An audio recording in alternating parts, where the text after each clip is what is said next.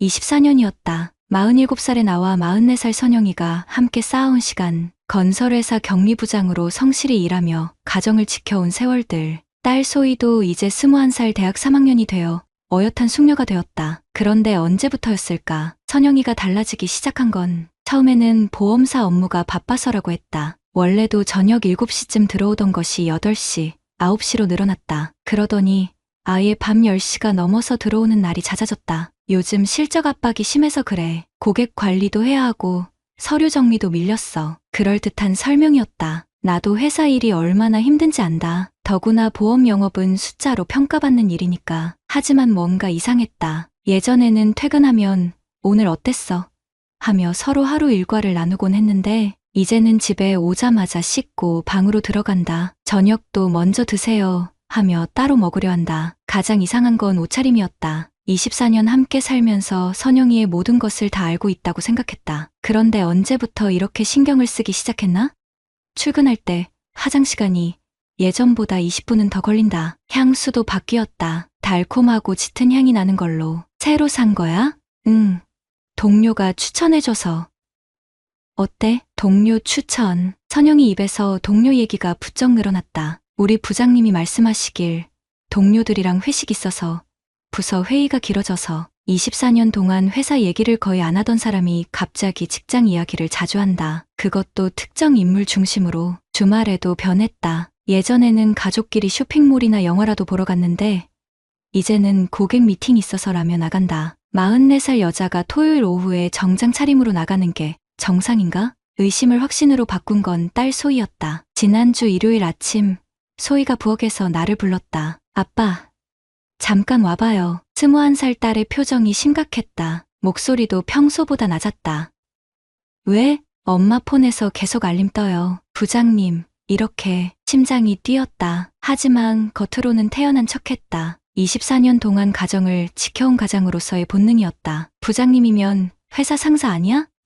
아빠, 하트 표시까지 있어요. 이상하지 않아요? 소희의 눈빛이 날카로웠다. 21살이지만 이미 어른이었다. 그리고 딸들은 엄마의 변화를 아빠보다 먼저 알아챈다. 엄마가 요즘 너무 달라졌어요. 핸드폰도 화장실까지 가져가고 밤에 문자 오면 웃으면서 봐요. 예전에는 그런 적 없었는데 딸의 말에 지난 몇 달이 주마등처럼 스쳐갔다. 핸드폰을 손에서 놓지 않는다. 샤워할 때도 가져간다. 밤에 침대에서 문자를 보며 웃는다. 누구야?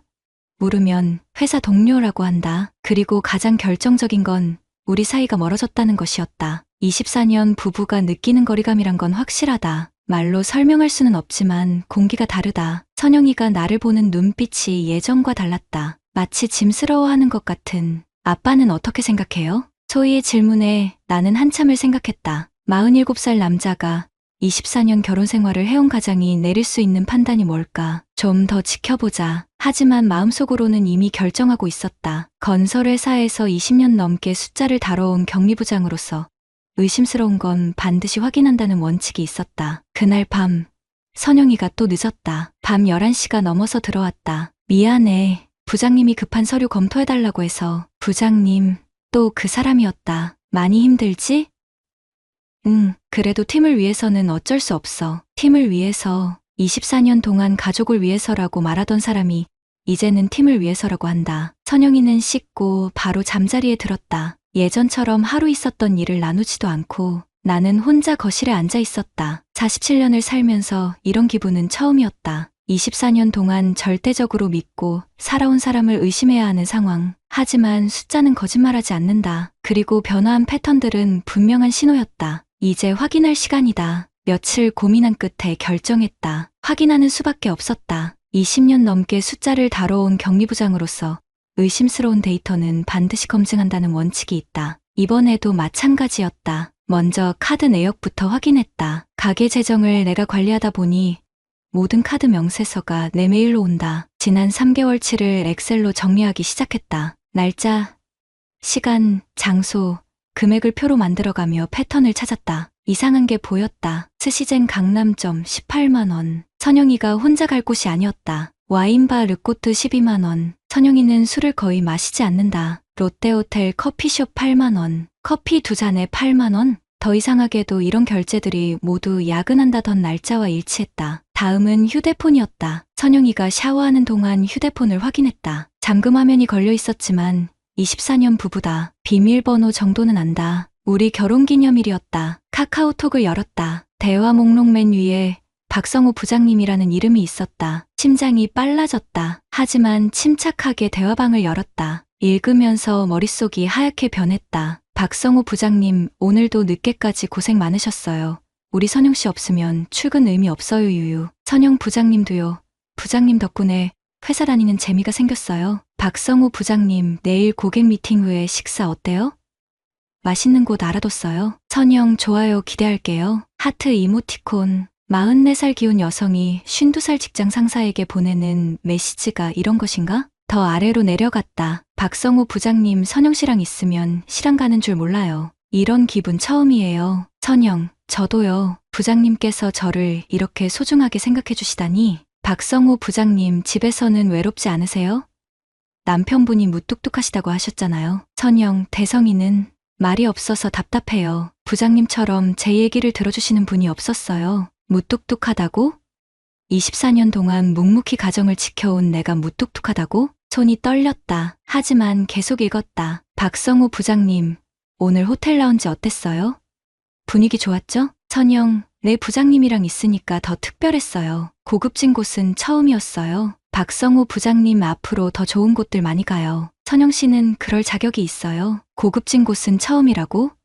24년 동안 내가 선영이를 어떻게 대했는지 그 남자가 아나? 더 충격적인 대화가 나왔다. 선영, 오늘 정말 행복했어요. 이런 기분이 있다는 걸 몰랐어요. 박성호 부장님, 저도요. 선영 씨 만나면서 달라졌어요. 매일이 설레요. 선영, 부장님, 이렇게 되면 안 되는 건 알지만 박성호 부장님, 우리 잘못한 거 없어요. 그냥 서로를 소중히 생각하는 거잖아요. 잘못한 거 없다고? 52살 유부남이 44살 유부녀에게 하는 말이 이런 건가? 나는 휴대폰을 내려놓고 화장실로 갔다. 거울 속 47살 남자의 얼굴이 처참했다. 24년을 바보로 살았구나. 샤워 소리가 멈췄다. 선영이가 나올 시간이었다. 나는 재빨리 휴대폰을 원래 자리에 놓고 거실로 나왔다. 뭐 해? TV 보고 있어. 선영이는 평소처럼 머리를 말리고 방으로 들어갔다. 아무 일 없다는 듯이. 다음 날 나는 휴가를 냈다. 개인적인 일이 있어서라고 했다. 거짓말은 아니었다. 24년 결혼 생활에서 가장 개인적인 일을 처리해야 했으니까. 친구 재훈에게 연락했다. 법무사무소에서 일하는 46살 친구였다. 대성아, 무슨 일이야? 목소리가 이상한데. 재훈아, 만나자. 할 얘기가 있어. 카페에서 만난 재훈에게 상황을 설명했다. 카드 내역, 카카오톡 대화 내용까지 모두. 이 정도면 확실하네. 그런데 대성아, 너 어떻게 할 거야? 확실한 증거가 더 필요해. 법적으로 문제 없게. 맞아. 카카오톡 대화만으로는 부족해. 사진이나 목격자, 더 구체적인 증거가 있어야 해. 재훈은 실무자답게 차근차근 설명했다. 이혼 소송과 상간자 소송에 필요한 증거들, 합법적인 수집 방법들, GPS 위치 추적 앱 알지?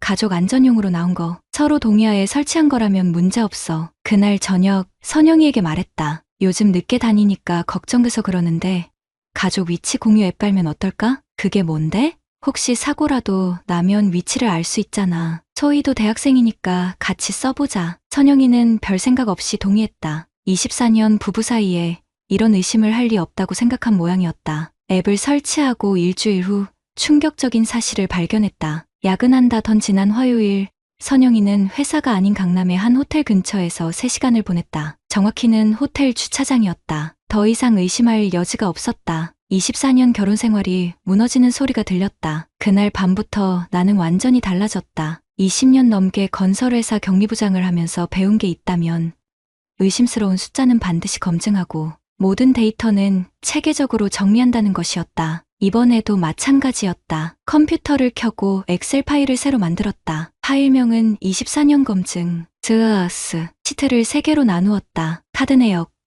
위치 정보, 통신 기록, 지난 6개월치 데이터를 날짜 순으로 입력하기 시작했다. 숫자는 거짓말하지 않는다. 3월부터 선영이의 패턴이 확연히 달라졌다. 고급 식당 결제가 월 34회로 늘어났고 모두 평일 저녁 시간대였다. 야근이라고 말한 날짜와 정확히 일치했다. 위치 정보는 더 명확했다. 부서 회의 늦어진다고 한 지난주 목요일 선영이는 오후 7시부터 10시까지 강남역 인근 호텔에 있었다. 회사에서 호텔까지는 차로 20분 거리. 회의가 호텔에서 열리나? 재훈에게 다시 연락했다. 증거 정리 다 했어. 이제 현장 확인이 필요한데 조심해야 해. 대성아, 불법 촬영이나 스토킹으로 몰릴 수 있어. 공개된 장소에서만 해. 알고 있어. 그런데 차량 블랙박스는 어때? 본인 차량이면 문제없어. 우연히 녹음된 대화라면 법정에서도 인정받을 수 있어. 그날 저녁 선영이가 또 늦는다고 연락했다. 부장님이랑 고객 미팅 있어서 늦을 것 같아. 부장님이랑. 이제 그 말만 들어도 속이 끓었다. 나는 차를 몰고 선영이 회사 근처로 갔다. 오후 6시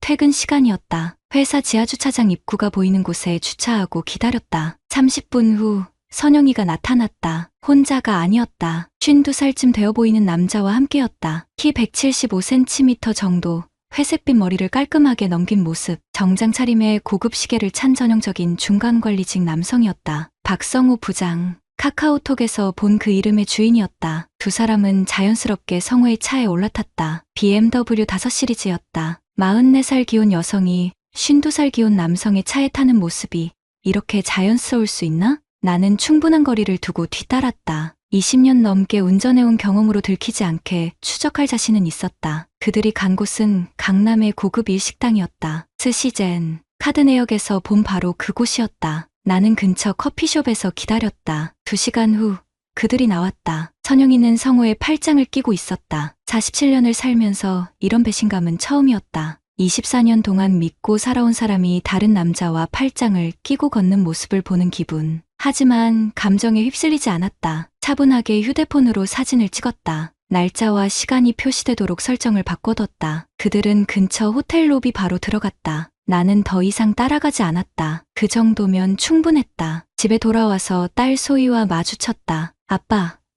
어디 갔다 와요? 표정이 안 좋아요. 21살 딸은 역시 눈치가 빨랐다. 나는 소희를 거실로 불러 앉혔다. 소희야, 아빠가 할 말이 있어. 엄마 일이죠? 어떻게 알았어? 요즘 엄마 너무 이상해요. 집에 있을 때도 계속 웃으면서 문자 보내고 화장도 너무 진하게 하고. 그리고 소희가 잠시 망설이더니 말을 이었다. 어제 엄마 가방에서 호텔 주차권 봤어요. 롯데호텔이었어요. 호텔 주차권. 또 하나의 증거였다. 아빠는 어떻게 할 거예요? 확실한 증거를 더 모아야 해. 그래야 정당하게 대응할 수 있어. 소희가 고개를 끄덕였다. 아빠, 저도 도울게요. 엄마가 잘못하고 있는 거니까. 다음 날 나는 더 체계적으로 움직였다. 선영이 회사 후배를 통해 박성우 부장에 대한 정보를 알아봤다. 52살, 기혼, 고등학생 딸 하나. 부서에서는 여직원들에게 관심이 많기로 유명하다는 소문이 있었다. 박 부장님이요? 말씀 잘하시고 여직원들한테 인기 많으시죠. 근데 최근에 김선영 대리랑 너무 가까워서 부서에서 소문까지 났다는 얘기였다. 44살 기혼 여성과 52살 기혼 남성의 사내 연애 소문. 그날 저녁 선영이가 평소보다 일찍 들어왔다. 오늘은 일찍 오네. 일이 별로 없어서. 거짓말이었다. 위치 추적 앱을 확인해보니 오후 7시까지 호텔 근처에 있었다. 집으로 오기 전에 어디선가 시간을 보낸 것이다. 선영이는 평소처럼 씻고 방으로 들어갔다. 나는 거실에 앉아 노트북을 켰다. 오늘 수집한 정보들을 엑셀에 입력했다. 5월 15일 스시젠 일식당, 팔짱 끼고 걷기, 호텔바 입장, 회사 내부 소문 박성우, 부장과 불륜설, 물리적 증거 호텔 주차권. 이제 충분했다. 24년 결혼 생활을 정리할 준비가 되었다. 이건 실수가 아니었다. 계획적이고 지속적인 배신이었다. 재훈에게 마지막 연락을 했다. 재훈아, 이제 법적 대응 준비하자. 확실해?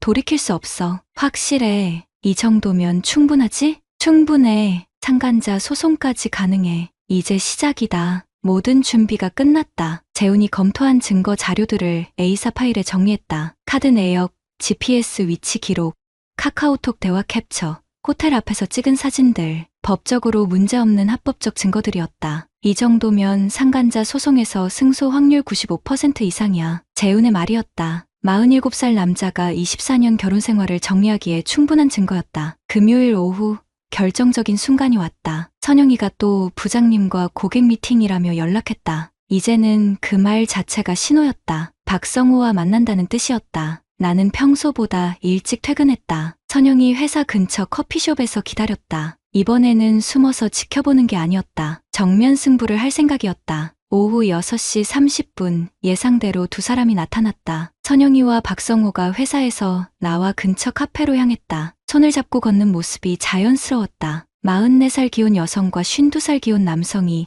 이렇게 당당할 수 있나? 나는 그들이 앉은 카페로 걸어갔다. 문을 열고 들어서는 순간 선영이와 눈이 마주쳤다. 선영이의 얼굴이 순간 새하얗게 변했다. 24년 부부 사이의 본능적 반응이었다. 대성, 어떻게? 박성호도 당황한 표정으로 일어났다. 52살 남자치고는 어색한 모습이었다. 안녕하세요. 저는 김선영 씨 남편 윤대성입니다. 나는 차분하게 인사했다. 47년을 살면서 이렇게 냉정했던 적이 없었다. 아, 네, 박성호입니다. 선영 씨 상사인. 알고 있습니다. 박 부장님. 나는 그들 테이블 앞에 앉았다. 선영이는 여전히 말을 못하고 있었고 박성호는 시계를 자꾸 보며 불안해했다. 두 분이 어떤 관계인지 궁금해서 왔습니다. 저희는 회사 동료로서 박성호가 말을 시작했지만 나는 가방에서 파일을 꺼냈다. 회사 동료요? 그럼 이 사진들은 뭘까요? 호텔 앞에서 팔짱 끼고 걷는 사진을 테이블에 놓았다. 날짜와 시간이 선명하게 찍혀 있었다. 이것도 보시죠. 지난 3개월간 카드 사용 내역입니다. 스시젠, 와인바, 호텔 라운지 영수증들을 차례로 내밀었다. 모두 야근이라고 한 날짜들이었다. 박성호의 얼굴이 점점 굳어졌다. 52살 기혼 남성이 증거 앞에서 할 수 있는 반응은 제한적이었다. 사적인 관계는 아닙니다. 그냥 업무상이면 이 대화는 뭔가요? 나는 카카오톡 대화 캡처를 내밀었다. 우리 선영 씨 없으면 출근 의미 없어요. 이런 기분 처음이에요. 같은 문장들이 선명했다. 선영이가 처음으로 입을 열었다. 대성아. 오해야. 정말 아무것도 아니야. 44살 여자의 변명이 이렇게 초라할 수 있나? 24년 동안 함께 살아온 사람이 이런 거짓말을 할 수 있나? 오해? 호텔 주차권도 오해고 GPS 위치 기록도 오해인가? 나는 휴대폰에서 위치 추적 기록을 보여줬다. 선영이가 회사 야근이라고 1시간에 호텔에 있었던 기록들이었다. 박성호가 급하게 말했다. 선영 씨가 힘들어해서 상담을 해준 것뿐입니다. 남편분이 무뚝뚝하시다고. 무뚝뚝하다고요? 나는 처음으로 목소리를 높였다. 47년을 살면서 이런 모욕은 처음이었다. 24년 동안 성실하게 가정을 지켜온 남자가 무뚝뚝해서 바람을 피워도 된다는 건가요? 그게 아니라 그럼 뭡니까? 52살 기혼 남성이 44살 기혼 여성에게 이런 기분 처음이에요라고 하는 게 상담인가요? 박성호는 더 이상 말하지 못했다. 증거가 너무 명확했다. 선영이가 울먹이며 말했다. 미안해. 정말 미안해. 내가 잘못했어. 미안하다고 24년이 돌아와? 나는 마지막 서류를 꺼냈다. 재훈이 준비해준 상간자 소송 예고 통지서였다. 박성호 부장님, 이걸 받으시죠. 이게 뭔가요? 상간자 위자료 청구 소송 예고입니다. 3천만 원 청구할 예정입니다. 박성호의 얼굴이 완전히 굳었다. 52살 기혼 남성에게 3천만 원은 적지 않은 금액이었다. 소송까지 할 필요 있습니다. 24년 결혼 생활을 파탄낸 대가는 치러야죠. 나는 자리에서 일어났다. 할 말은 다 했다. 선영 씨, 집에서 기다리겠습니다. 이혼 얘기해야죠. 선영이가 붙잡으려 했지만 나는 뒤돌아보지 않았다. 커피숍을 나오면서 가슴속이 시원해졌다. 24년 만에 처음으로 내가 주도권을 잡은 순간이었다. 이제 진짜 시작이다. 그날 밤, 선영이는 새벽 2시가 되어서야 집에 들어왔다. 나는 거실에서 기다리고 있었다. 소희도 옆에 앉아 있었다. 21살 딸이 이런 자리에 있어야 하는 게 마음 아팠지만 이제는 어른이었다. 알 권리가 있었다. 대성아, 얘기 좀 하자. 할 얘기는 이미 다 했어. 이제 결론만 내리면 돼. 나는 테이블 위에 서류를 놓았다. 재훈이 준비해준 이혼협의서였다. 이혼할 거야. 선영이의 얼굴이 무너졌다. 하지만 이미 예상했던 반응이었다. 44살 기혼 여성이 52살 기혼 남성과 6개월간 불륜을 저지른 대가였다. 소희는 어떻게?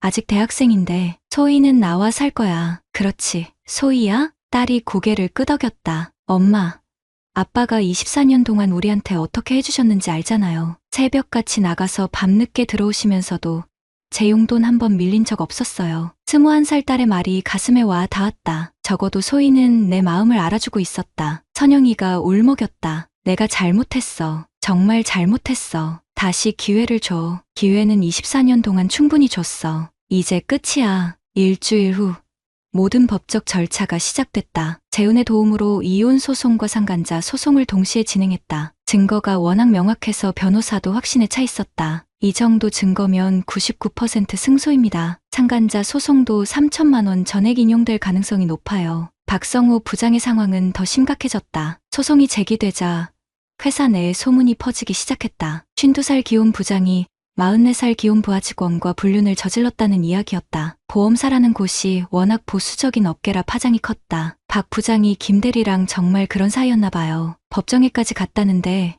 위자료가 3천만 원이래요. 회사 내 소문은 걷잡을 수 없이 퍼졌다. 52살 중간관리직에게는 치명적이었다. 한 달 후 박성호가 나에게 연락해왔다. 형님, 만나서 얘기 좀 할 수 있을까요? 목소리가 많이 초라해져 있었다. 52살 남자가 47살 남자에게 형님이라고 부르며 애원하는 상황이 되었다. 커피숍에서 만난 박성호는 완전히 다른 사람이었다. 자신만만했던 부장의 모습은 온데간데 없었다. 형님, 정말 죄송합니다. 제가 정신을 잃었습니다. 지금 와서 사과해봤자 소용없어요. 회사에서 징계위원회에 올라갔어요. 좌천될 것 같습니다. 집사람도 알게 되어서 52살 기혼 남성의 몰락이 이렇게 빠를 수 있나?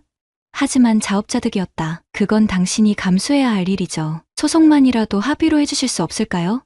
3천만 원은 너무 안 됩니다. 끝까지 가겠습니다. 3개월 후 첫 번째 재판이 열렸다. 법정에는 나와 재훈, 그리고 맞은편에 선영이와 박성호가 앉아 있었다. 47살에 처음 경험하는 법정이었지만 두렵지 않았다. 정의는 내 편이었다. 판사가 증거들을 검토했다. 카드 내역, GPS 기록, 카카오톡 대화, 사진들까지 반박할 여지가 없는 증거들이었다. 피고 측에서는 이에 대해 어떻게 생각하십니까? 박성호의 변호사도 할 말이 없었다. 증거가 너무 명확했다. 두 번째 재판에서 결과가 나왔다. 이혼을 인용하며 피고 박성호는 원고에게 위자료 3천만 원을 지급하라. 3천만 원. 24년 결혼 생활에 대가치고는 적다고 생각했지만 중요한 건 돈이 아니었다. 법정에서 공식적으로 내 억울함이 인정받은 것이다. 판결 후 박성호가 나에게 다가왔다. 형님, 정말 죄송합니다. 사과는 당신 가족에게 하세요. 그렇다. 박성호에게도 아내와 고등학생 딸이 있었다. 그들도 피해자였다. 6개월 후 모든 절차가 마무리되었다. 선영이는 친정으로 내려갔다. 44살에 다시 시작하는 삶이 쉽지 않을 것이다. 하지만 그것도 선택의 결과였다. 박성호는 결국 회사를 그만두었다. 좌천과 동료들의 시선을 견디지 못한 것이다. 52살에 새로 직장을 구하는 것도 쉽지 않을 것이다. 나는 소희와 함께 새 아파트로 이사했다. 더 작은 집이었지만 마음은 편했다. 47살 아버지와 21살 딸이 사는 집답게 깔끔하게 정리했다. 아빠, 이렇게 사는 게 더 좋은 것 같아요. 소희의 말에 미소가 나왔다. 적어도 딸은 내 선택을 지지해주고 있었다. 요즘 나는 온라인 카페에 글을 올리곤 한다. 비슷한 상황에 처한 남성들에게 조언을 해주는 것이다. 감정적으로 대응하지 마세요. 확실한 증거를 모으고 법적 절차를 통해 정당하게 해결하세요. 참고 넘어가면 더 큰 상처만 남습니다. 때로는 단호하게 대응해야 합니다. 댓글들을 보면